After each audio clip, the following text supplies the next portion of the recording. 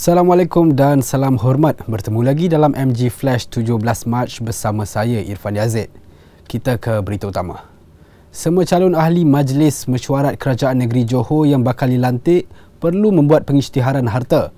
Perkara berkenaan dititah Sultan Johor, Sultan Ibrahim Iskandar ketika menerima menghadap Menteri Besar Dato' Onn Hafiz Ghazi semalam. Melalui hantaran yang dimuat naik di akaun Facebook rasmi baginda, Tuanku bertitah calon berkenaan perlu melalui semakan latar belakang yang menyeluruh dengan polis serta Suruhanjaya Pencegahan Rasuah Malaysia SPRM. Dalam pada itu, Sultan Ibrahim turut menitahkan supaya kelayakan akademik disemak kesahihannya dengan teliti. Hubungan itu kepada sesiapa yang tidak terpilih sebagai ahli Majlis Mesyuarat Kerajaan Negeri, baginda mengingatkan supaya tidak berkecil hati. Sebagai peringatan kepada Exco yang berjaya tetapi tidak mampu melaksanakan tugas, Tuanku meminta Menteri Besar supaya segera menggantikannya. Dato' Onn Hafiz adalah naib ketua bahagian UMNO Simpang Renggam yang memenangi kerusi Dewan Undangan Negeri Dun Macap pada pilihan raya negeri Johor Sabtu lalu dengan majoriti 6,543 undi. Beliau menggantikan Datuk Seri Hasni Mohamad yang dilantik sebagai Menteri Besar ke-18 pada 28 Februari 2020. Polemik pelantikan Menteri Besar Johor dijangka antara isu yang akan disentuh dalam ucapan dasar Presiden Datuk Seri Ahmad Zahid Hamidi pada Perhimpunan Agong UMNO PAU esok. Selain perkara berkenaan, desakan mengenai pelaksanaan pilihan raya umum ke-15 secepat mungkin antara yang akan disentuh. Kedua-dua soalan ini akan saya jawab besok. Pelaksanaan PRU15 timbul selepas Barisan Nasional menang besar dalam pilihan raya negeri Johor baru-baru ini apabila menguasai 40 daripada 56 kerusi Dewan Undangan Negeri. Manakala polemik pelantikan Menteri Besar Johor tercetus apabila pengerusi UMNO Johor Datuk Seri Hasni Mohamad yang dicanang sebagai calon Menteri Besar tidak dilantik ke jawatan itu selepas pilihan raya. Sebaliknya, ahli Dewan Undangan Negeri Dun Macap Dato' Onn Hafiz Ghazi yang terpilih dan dilantik sebagai Menteri Besar Johor ke-19. Akar umbi dan kepimpinan UMNO diingatkan supaya tidak melampaui batas hingga dilihat mengambil alih kuasa yang di-Pertuan Agong kerana terlalu mendesak supaya diadakan pilihan raya umum ke-15. Perdana Menteri Datuk Seri Ismail Sabri Yaakob berkata semua pihak perlu menunggu perkara itu dibincangkan di peringkat pimpinan parti terlebih dahulu untuk memutuskan kewajaran mempercepatkannya. Setakat ini, katanya isu menyegerakan PRU15 belum dibincang di peringkat parti selain tiada yang berjumpanya untuk berbincang mengenai perkara itu. Kata dah, ini semua perlu dibincangkan dengan Pertuan Agong. Jadi kita tetap tarikh kita sendiri. Nanti yang Pertuan Agong kata kita ambil alih kuasa dia. Jadi jangan kita ambil alih kuasa Yang Mulia dan Pertuan Agong. Kita tunggu. Apa-apa pun saya akan bincang. Tapi saya dah kata, mula-mula kita bincang dalam parti dulu. Parti pun tak bincang lagi. Tunggu, bincang dalam parti lah. Kita ada mesyuarat parti. Lepas tu barulah kita ada perbincangan dan sebagainya. Ada diusulkan kepada Datuk Seri setakat ini? Belum lagi. Malam ni kita ada mesyuarat PAS MT.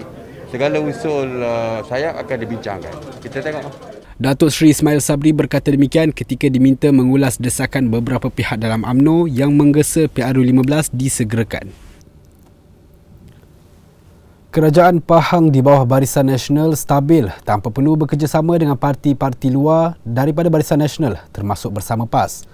Ahli Majlis Tertinggi UMNO Datuk Seri Syarkar Syamsuddin berkata BN di negeri itu masih mampu mengekalkan majoriti mudah yang diperoleh pada pilihan raya lalu.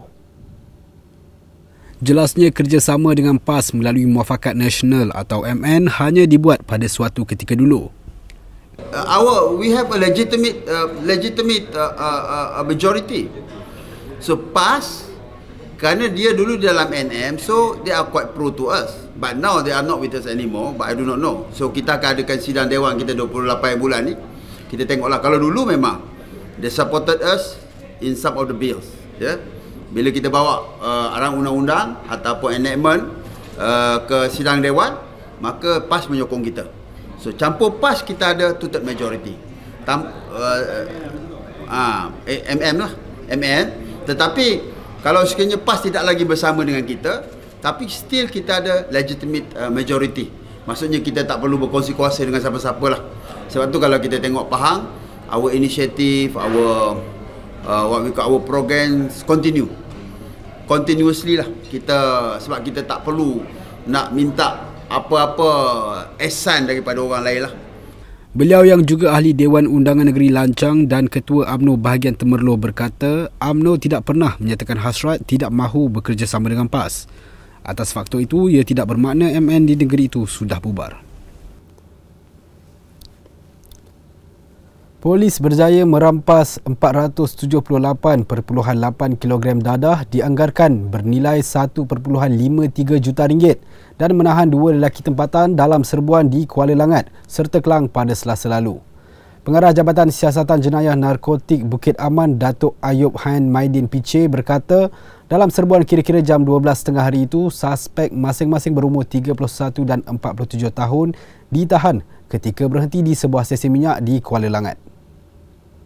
Kejayaan pembongkaran stor simpanan dan pembungkusan dadah jenis ganja dan syabu.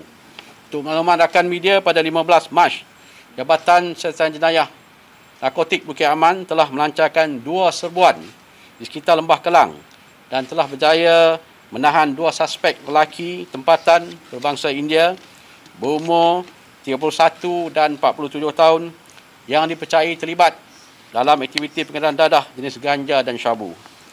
Modus operandi yang digunakan oleh sindiket ini adalah dengan menyeludup masuk dadah jenis ganja melalui sempadan Malaysia, Thailand untuk pasaran di Lembah Kelang. Sindiket ini dipercayai mula aktif sejak bulan Mac tahun ini. Hasil serbuan JSJN telah berjaya merampas seberat 468 kg dadah disyaki jenis ganja dan 10 kg dadah disyaki syabu yang dianggar bernilai RM1.5 juta. Jumlah dadah yang dirampas ini boleh digunakan oleh seramai 987,000 orang penagih dadah. Dalam serbuan itu, katanya polis turut menyita pelbagai aset sindiket dianggarkan bernilai RM88,496 dengan jumlah keseluruhan dadah dan sitaan RM1.62 juta. Siasatan mendapati kedua-dua suspek dipercayai terbabit aktiviti pengedaran dadah dan mula aktif awal bulan ini. Datuk Ayub Han berkata kes disiasat mengikut Seksyen 39B Akta Dadah Berbahaya 1952 dan suspek direman 7 hari sehingga 22 Mac bagi membantu siasatan. Seorang pemandu di sebuah institut pendidikan tinggi awam IPTA di Melaka kerugian RM73,000 selepas menjadi mangsa penipuan sindiket kod pengesahan transaksi TAC. Wang berkenaan sebahagian daripada pinjaman RM80,000 yang sepatutnya digunakan untuk mengubah suai rumahnya. Ketua Jabatan Siasatan Jenayah Komersial JSJK Melaka, Superintendent Isrundra Rajan berkata kejadian berlaku Isnin lalu apabila mangsa menerima panggilan daripada individu tidak dikenali. Suspek seorang lelaki kemudian menjelaskan kononnya isterinya tersilap mendaftar butiran maklumat untuk urusan perbankan dalam talian dengan menggunakan nombor mangsa. Suspek kemudian memintanya untuk memberikan nombor TAC yang diterima.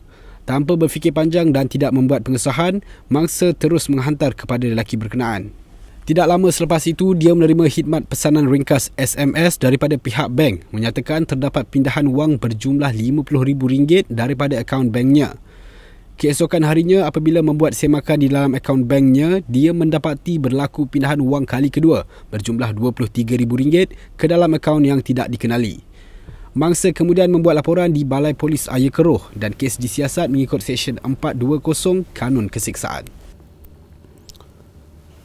Aktiviti sukan dan kokurikulum di luar bilik darjah akan dibenarkan mulai sesi akademik 2022-2023 yang akan bermula Isnin ini. Menteri Kanan Pendidikan Datuk Razzie Jidin berkata ia membabitkan aktiviti dalam kawasan sekolah dan garis panduan serta aspek kematuhan prosedur operasi standard SOP pencegahan COVID-19 akan diumumkan Kementerian Pendidikan KPM dalam masa terdekat.